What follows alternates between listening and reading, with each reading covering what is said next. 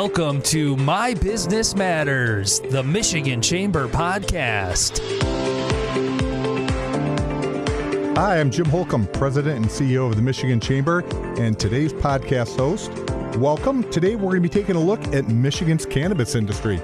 I'm very pleased to welcome to our microphones today Mike Elias. He's the co-founder and CEO of Common Citizen Michigan. They're a Michigan-based cannabis company. And Leah Robinson, the Michigan Chamber's Director of Legislative Affairs and Leadership Programming. Thanks both of you for joining. Thanks for having us. Great to be here. Thank you for having me.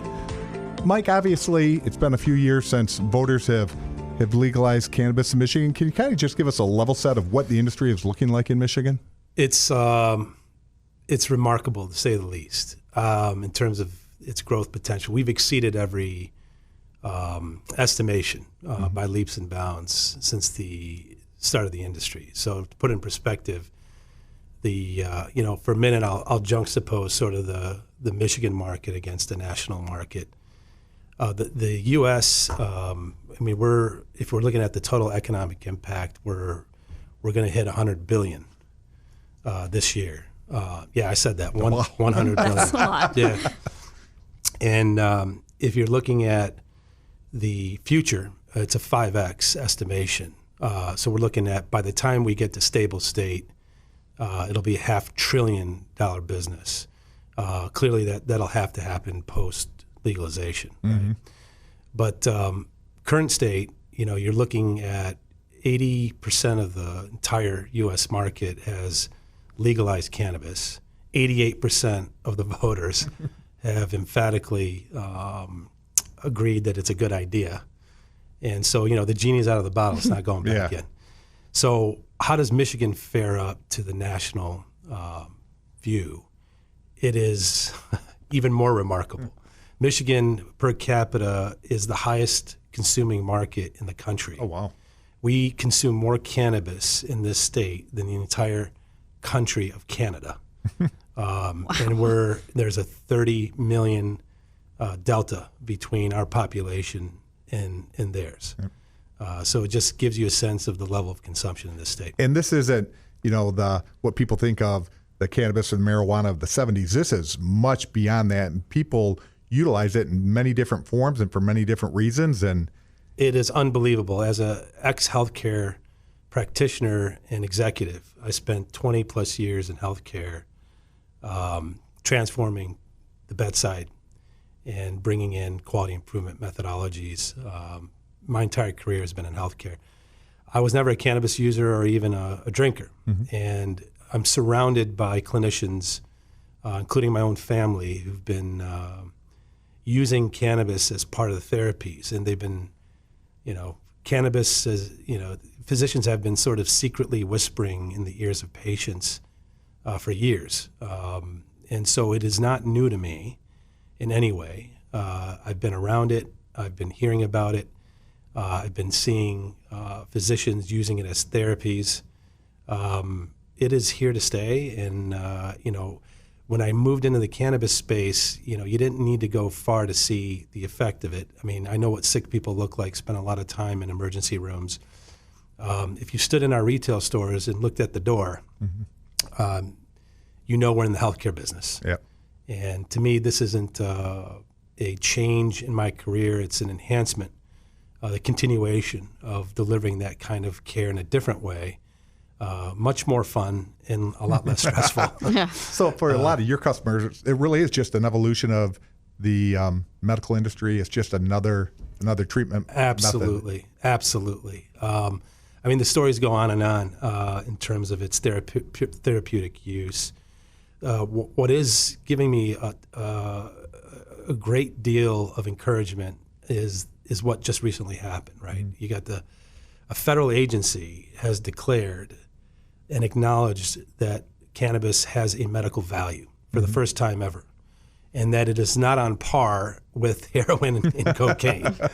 And I'm referring to the recent news on the Health and Human Services. Yep. This agency is tasked with protecting the health of all our citizens, and it has come out and said it is time to reschedule it. So it's big news. It is not. For the first time ever, it's probably the most meaningful catalysts of change, I think, that we've seen. And now, even though it's a good deal, it's not a done deal because we still got to get through some hoops. The DEA has to sign off, and obviously certainly the Attorney politics General. never plays a problem in this, right? They never get involved. But it's an interesting for it having the kind of stigma that it has, and when you put that into context, it's actually amazing how fast we've moved on some of these policy decisions. The problem is enforcement doesn't always lag. It seems to lag behind, and so we've seen that in this state certainly, and that lag in enforcement creates a lot of gray area, which creates problems for commercial operators who are putting a lot of capital into the ground and into the systems. Of course, I'm referring to some of the illicit activity that's happening. That's really the biggest risk to the entire program, both nationally and at the state level. Is the illicit activity what still keeps a negative stigma? Because you made a good reference earlier about the voter support for it. So if you talk to the general public, they've made their determination. Yeah. But there is a stigma there. Is it just because some people still think of the illicit activity?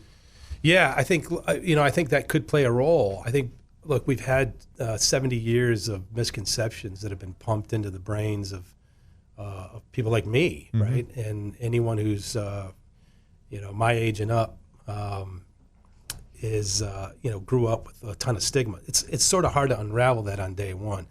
But with a $3 billion market, it looks like it's working. Like, you can't get to $3 billion. We were estimated to be $3 billion in 2026.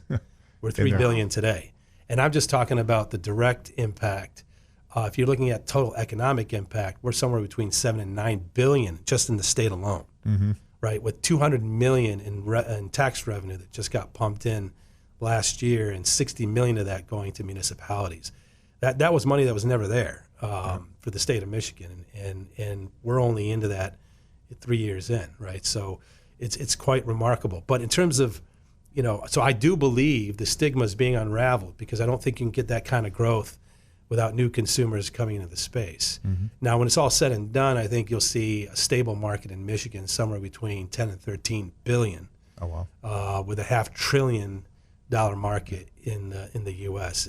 So it needs to be protected, and there's a lot of work that we got to do legislatively to ensure its protection. And what I mean by protecting the consumers, number one, and bringing safe consumption, and that's been our mantra at Common Citizen since day one.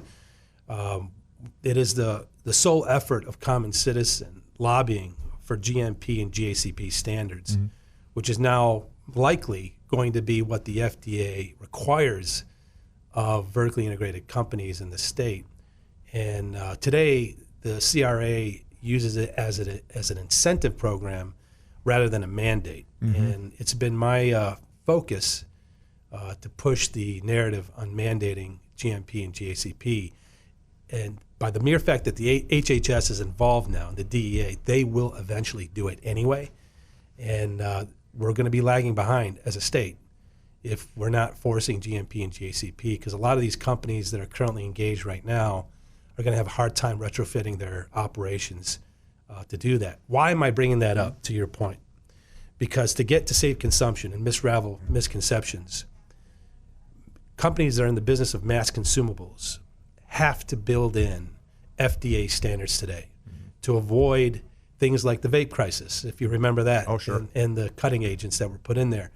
There are 5 key things that we got to do to make it safe. And today we're moving in that direction.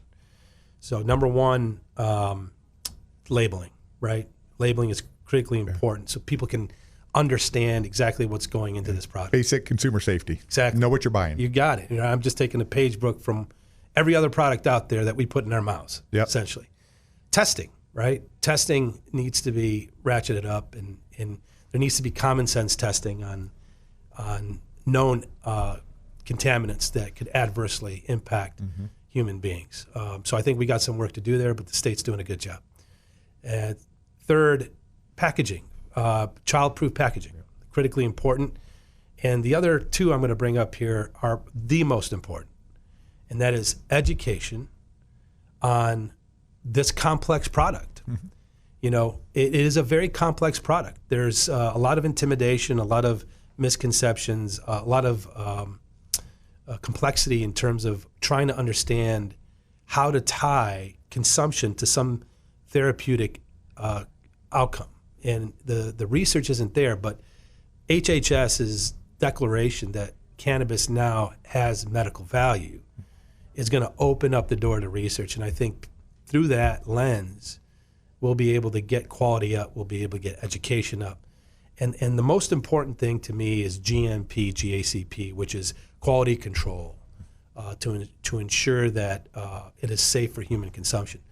And it's important that consumers understand what to look for when they're consuming product, even if it looks legitimate in a retail store, to ask, is this coming from a GMP facility? Mm-hmm. Do they have these practices in place?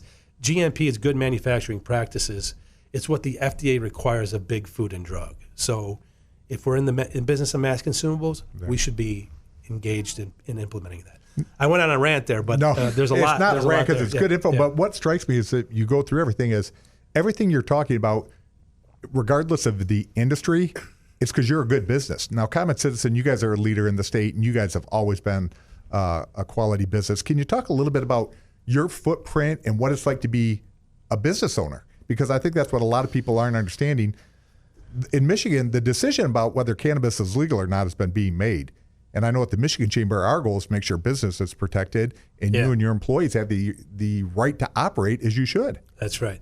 So Common Citizen is a human-centric, purpose-driven movement designed to essentially accelerate normalizing cannabis by leading with story, leading with common citizens who look like you and I, who consume for various reasons, and sort of drive the destigmatization of the industry by having the people sort of lead the movement rather than the plant being the hero of our story. Mm-hmm. It's the people and their consumption and their stories as to why they consume. Yep. And so our entire ethos is to drive that thinking and change the narrative on the approach. So having said that, as a business owner, coming from a very deep healthcare background, surrounded by clinicians and practitioners in my own family, that is always been my mantra, is to figure out how to provide another therapeutic avenue for those looking for alternatives within reason. Having said that, it's also critically important that the messaging talk about what are the adverse events adverse effects of cannabis. Are we going to be as companies responsible essentially for communicating the right approach? I mean, we know now there's a ton of literature that supports adolescent consumption and issues associated with increases in psychoaffective disorder, schizophrenia. So if you're a borderline, got a disposition in mental illness of any sort, early consumption is a bad idea, and so as a company, we are trying to get the message out that it's not for everybody, but it does have incredible effects when done appropriately. So as a business owner, for me, if we look at our total footprint, we have about 8 stores. We got a 9th store coming on in Westland, which we're very excited about. Awesome. We do about 80,000 transactions a month through our 8 stores. So for me, it wasn't quantity; it was quality. Our prowess is in manufacturing. We're very good at being a cost leader. That's the business model that we chose. Cost leadership to me is so critical at a time where prices are depressed. We're looking at 80% price declines in a handful of years. So for a startup environment that's trying to grow and throw capital at infrastructure and operations, it's very difficult to control cost while you're growing at the same time. So lean manufacturing has been a huge differentiator for us. My background is in industrial engineering, process engineering. I was a master black belt, GE trained, and then I worked for the St. John Health System for a handful of years, driving lean manufacturing in Six Sigma in very complex acute care environments before I moved into leadership roles. And that approach to quality improvement is built in our DNA at Common Citizen. And that is why GMP is so complementary to our operations. So as a Michigan-born native, and that manufacturing blood in my bones, I think most of the people in the state know what I'm talking about who are in the space. I think we're one of the few companies in the Midwest. I think we're the only company that has a GMP, GACP certification in cannabis. And today we are the cost leader because of our lean manufacturing prowess. I won't tell you what those costs are because I'm sure there's going to be some competitors listening to this, but I can guarantee you our margins are, it's significantly less because we've been able to take over some significant market share just in the last number of companies in receivership. So we've been taking advantage of the gnashing of teeth, if you will, in the industry. So now, as with any business, whether it's for you or for your employees, access to capital, banking, all of that is so important just for our everyday life. And there seems to be a little problem that the federal government and how they're regulating just banks. A little problem. Yeah, exactly. Yeah. Leah, do you want to kind of tee up what that issue is, and then we'll get his reaction to it? Certainly. I know there is a business argument to this, being sure that, or being able to bank safely. We don't want to have an industry that's banking in primarily cash. This is a legal industry in Michigan. Is that happening now? Yes. Oh, absolutely. It's absolutely happening now. And I'm going to speak for Common Citizen really fast in the sense that there's also a people lens to this. What are the people able to access as they are employees in a legal industry? Right now, they're not necessarily able to access home loans, car loans, some cases student loans. And that's what we've been working with Common Citizen on this narrative and being able to push the federal government to say, hey, this is not fair in states that have this as a legal industry. So if I work in the industry, I could get turned down for a mortgage? Or Yes, I could get turned absolutely. down for a loan? Mm-hmm. Absolutely. And, I mean, you're always advocating for the voice of business in the Capitol right now here in Lansing and in D.C. What are other businesses? That's got to scare them to death that the government could come and say, yeah, you're legal, but we don't like it, so we're going to make it hard. I think it's more of changing of the times, and our federal government and the laws around this particular product are outdated, and they're not catching up with where we're at from a modern standpoint. Mm-hmm. Mike, how's the industry dealing with this? Like, what are they doing, and what are the next steps? How do we get this changed? Yeah, I mean, Leah lays out a lot of good points there. The industry is struggling to bring in institutional capital to accelerate growth. That's number one. Number two, the employees who feed that growth are being hit over the head, as to Leah's point, and are struggling to get into the industry because of all the risks associated. I mean, Dustin Walsh from Cranes did an incredible job positioning this story and he interviewed a number of our employees at Common Citizen who were affected by this. You got our director of cultivation, Paul Bugoski, who had his mortgage pulled. You had his kids had a hard time getting financial aid. We got folks who've been getting financial aid for hearing aids that no longer can get them. You got Vixen, who had essentially a very difficult time moving from Oklahoma, and so recruitment is affected by this in a big way because he couldn't get a mortgage. Yeah, I got to say, that's got to be a huge impediment. We hear across industries in Michigan the ability to attract good talent and then retain it. And if you're putting up a hurdle in front of them that has nothing to do with anything else other than the legal industry they're dealing with, that's real scary across the business community, and I can't even imagine the negative impact when you're trying to recruit people. And mind you, all this time while we're generating record-breaking revenue and sales for the state of Michigan, the tax coffers are being filled. $200 million in tax dollars. So government's getting theirs. Many more to the federal government because of 280E. You got 60-70% effective tax rate because of 280E for non-vertically integrated cannabis companies. So they're making a ton of money here, and yet we're unable to protect the most precious resource that's driving it, our employees, to Leah's point. So it is difficult to fathom that. But I am encouraged by what I'm hearing. With Safe Banking Act, we've been at Safe Banking for 10 years. And it has passed the House 7 times, only to fall short of getting to the Senate. But I do believe right now, and I'm not one of those guys that makes wild predictions, but I do believe that right now, based on what is happening today, this piece of legislation might make the Senate floor very soon. And we will actually get to a vote for the first time in 10 years. You better knock on wood. Knock on a lot of wood, exactly. So, but again, the genie's out of the bottle here. You're talking about rescheduling on one side of the equation. Either way you go, if you deschedule and you move from a 1 to a 3, 280E comes off, right? Yep. And that allows more liquidity to flow into the market, and that allows us to drive growth, right? Because now you got a lot of that 60-70% tax rate coming back to the businesses to be able to grow their businesses and not be. I think one area where as we talk about it, that people don't really appreciate is the safety aspect of it. To be able to bank your money and not have to deal in cash. Yeah. I mean, that's what it comes down to at the end of the day. I mean, what are your thoughts on? I just cannot believe there is a business industry out there banking in cash. Yeah. Usually government wants to do everything they can to track that money and to make sure. Yeah. Now, Leah, is this a partisan issue?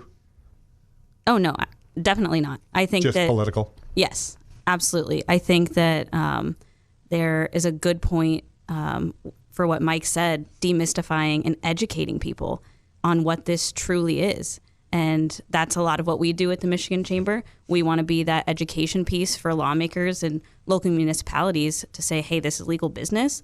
This can help your municipality in terms of tax revenue. And if we don't get our hands around it as a legislature and as a state government, then we're not doing our best to support something. Yep, exactly. Now, Mike, we've covered a lot of ground today. What are we missing? What are some of the other issues out there that people should be aware of, that if they want this industry to be vibrant in Michigan, to be people that you deal with, they're all just good business owners. Yeah. And I think that's what people need to understand. What we need to support is making sure that business owners are protected and industries are allowed to grow, as the public has said they wanted by their vote. Yeah, I think some of the things that I think are in need, there's a whole punch list, but given the time, I think if I had to highlight some of the critical elements, one, GMP, GACP, quality, right? Yep. Safety, all day long. Coming from a healthcare background, I can't help but highlight that. Anyone in manufacturing knows how important that is. And for us, I think if we're going to legitimize a space, driving FDA standards that have been tried and tested for I don't know how long. I know it sounds bureaucratic, but science and data driven. Exactly. Anyone who wants to survive as an owner in this space, our consumers are going to get more educated over time. They're going to be looking for this stuff on the shelves, right? And so we got to get ahead of that if we're going to keep Michigan as a leader in this industry. And so far, we're doing a decent job. The other major risk to the entire livelihood of the industry is the illicit market and keeping that in check. I mean, 2/3 of the market is illicit. Yep. When we're talking about these $3 billion, that's just the commercial legal market, right? So think about how big the illicit market is. It's 2/3 of the total revenue of the state. Where you don't have the safety of the product, it's not tested, it's not taxed, Absolutely. It's not flowing. Yep. There's no prohibitions how you're marketing to kids or enticing people. Exactly. There's no, like you said, great protections for people who maybe have a medical situation where they shouldn't be using it, or they need to use it properly and appropriately, getting counseled. 1,000%. You hit them all. And so what I am hopeful of, Brian Hanna, Director Brian Hanna of the CRA, has done an incredible job, much more than we've ever thought possible in such a short period of time, changing the narrative. I mean, that guy's hell-bent on getting things right here. And when I talk to him and he engages, I mean, he is completely focused on that mission, and gives me a lot of hope. So hats off to the governor for keeping Brian in place, and we need to support him and his team in moving the needle on this. So I'm very hopeful, but I think there's more to be done to accelerate that enforcement. The other is, we were talking, Leah, before we got in here, getting the Republicans and the Democrats aligned on a shared vision to keep to make changes that we need to make quickly, right, without the bureaucracy and the red tape. Because I think if we don't, like the regulatory environment is also a startup. Yeah. So we gotta give them some grace, but at the same time, find mechanisms that would speed up correcting known and broken legislation and policies. Got to be nimble in the evolution. You got to be of it. nimble. Yeah, you got to be nimble. I mean, there's too much at risk. There's too much money at risk here that could help a whole bunch of people. I mean, we're talking again 10 to 13 billion. Yeah. I mean, we just surpassed alcohol. How long has long has alcohol been around? Like, people should be amazed to know that it's a $2 billion industry in Michigan. We're at $3 billion in cannabis in just a handful of years. So quick. Yeah. Yeah. Wow. And it's only going to grow from there. It's only going to get bigger. So how do we protect it? What do we need to do? And I think that's where people, even if somebody's not, they don't utilize it themselves, they have to understand that it's legal, and they have to make sure that the regulatory market is there. You're a great leader in that space, that you're in the industry and you're calling for more regulation, safe regulation, 1,000%. meaningful regulation that is pragmatic, 1,000%. and make sure the public is protected. You got it. Okay. Well, with that, we are out of time. Mike, thank you so much for coming in. Pleasure. It's been a great conversation. And very special thanks to Mike and Leah, and to all of you for listening. Make sure to tune in to our next episode. Subscribe and like our podcast for easy notifications. And until next time, please do whatever you can to make Michigan stronger.